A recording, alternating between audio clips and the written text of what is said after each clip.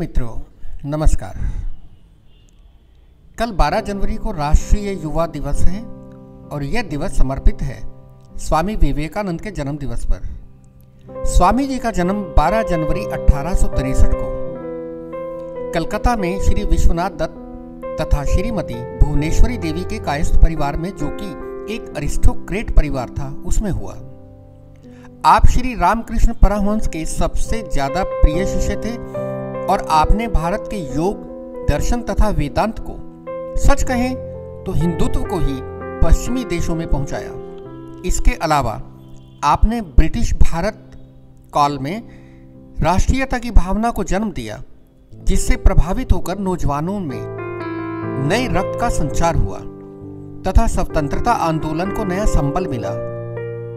सच तो यह है कि यूरोप, अमेरिका, रूस तथा अन्य देशों को आप ही से पता चला कि भारत क्या है और भारत की वास्तविकता क्या है। जब विश्व धर्म संसद में अमेरिका के शिकागो में 11 सितंबर 1893 में आपने मात्र 4 शब्द ही बोले थे, brothers and sisters of America, और लोगों ने खड़े होकर इतनी तालियां बजाईं कि हाल देर तक गूंजता रहा।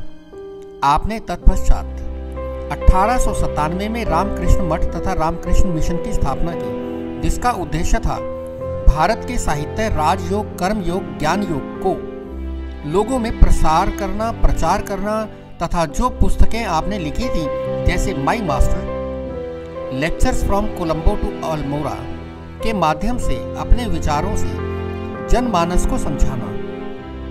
आप श्री राम, सीता माता, शिव तथा महावीर हनुमान के पुजारी थे।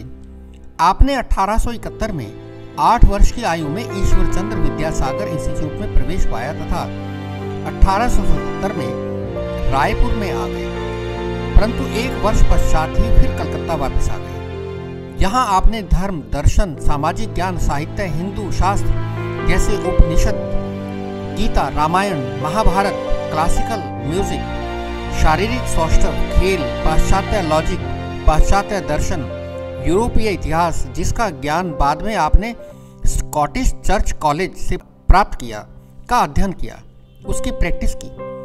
यहाँ आपने David Hume, Immanuel Kant, Spinoza, Hegel, Comte, Schopenhauer, John Stuart Mill, Charles Darwin, Herbert Spencer का अध्ययन किया तथा उनकी पुस्तक एजुकेशन का बंगाली में भी अनुवाद किया। कलकत्ता के क्रिश्चियन कॉलेज के प्रिंसिपल विलियम हेस्टे आपको बहुत चाहते थे, क्योंकि आपकी स्मृति बहुत ही प्रखर थी। आप कुछ भी पढ़कर उसे वर्बेटिम दोहरा सकते थे। आपके ऊपर ब्रह्म समाज का बहुत प्रभाव था, जिसे राजा राम मोहन राय ने स्थापित किया था। आप ईश्वर को इंटेलेक्चुअल तरीके से खोजना चाहते थे। एक बार आप स्वामी रामकृष्ण परमहंस से मिले, जो अंग्रेजी कवि वर्ड्सवर्थ की पोएम द एक्सकर्शन पढ़ा रहे थे। उसमें एक शब्द आया था ट्रांस, और आपने उनसे इस शब्द पर व्याख्या करने की प्रार्थना की। उन्होंने इतना अच्छा समझाया कि आप उनके संपर्क में आते ही चले गए। आप 1882 में दक्षिणेश्वर में उनके पास गए और फिर निजी तौर पर उनके शिष्य भी बन गए। आपके पिताश्री 1884 में स्वर्ग सिधार गए तथा आपको बहुत धार्मिक समस्याओं का सामना करना पड़ा। अगले ही वर्ष 1885 में स्वामी रामकृष्ण परमहंस को भी गले का कैंसर हो गया और आपने उनकी सेवा शुश्रूषा की। 1888 से 1893 तक आपने कमंडल थाम लिया और एक भिक्षुक सन्यासी के रूप में पूरे भारत की यात्रा की। परंतु इस समय में भी आपका 2 पुस्तकें में बहुत ही आपका प्यार था, वो आपके बहुत प्रिय थी। पहली तो भगवत गीता तथा दूसरी द इमिटेशन ऑफ क्राइस्ट। आपने अब पश्चिमी देशों की ओर रुख किया। 31 मई 1893 को आप जापान की यात्रा कर चुके थे, जहां से आप नागासाकी, क्योटो, कोबी, योकोहामा तथा टोक्यो गए।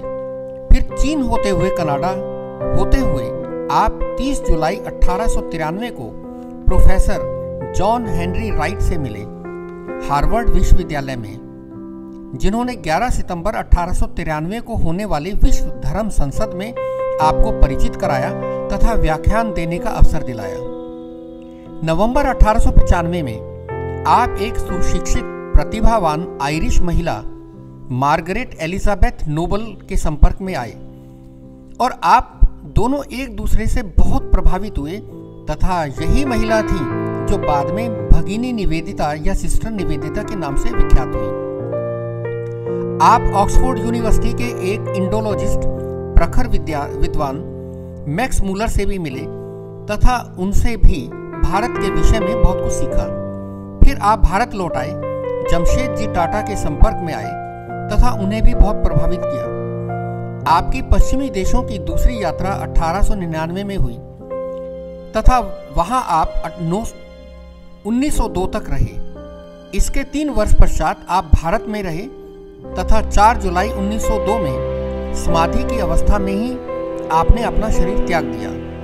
39 वर्ष की अल्पायु में ही संसार को आप एक नई दिशा दे गए। आपके जन्मदिन को भारत सरकार ने युवा दिवस के रूप में मनाने का संकल्प लिया। वेरिटी इंडिया न्यूज़ आज उनके जन्म दिवस पर आपको सादर श्रद्धांजलि समर्पित करता है। तो धन्यवाद मित्रों, फिर मिलेंगे। धन्यवाद।